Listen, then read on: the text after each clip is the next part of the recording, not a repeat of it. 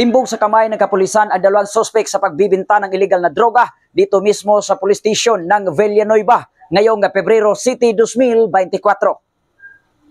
Dahil sa maigting na kumpanya po ng ating Police Provincial Office dito sa Misamis Oriental, hindi nagpahuli ang ating Chief of Police ng Villanueva na si Police Major Renz Marion Danao Serrano sa pagkandak ng bypass operation may Purok 5, Barangay San Martin, Villanueva, Misamis sa Oriental.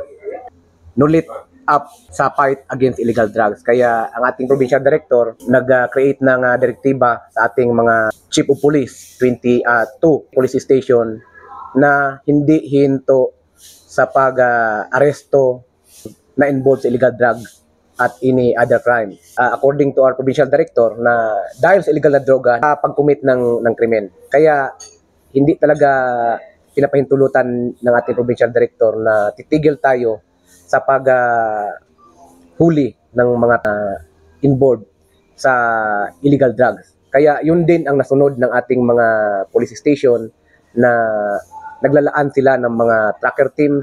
Yun ang pangunahin na tasking ng aming provincial director sa mga chief of police para hindi mamayagpag ang droga dito sa Misamis Oriental.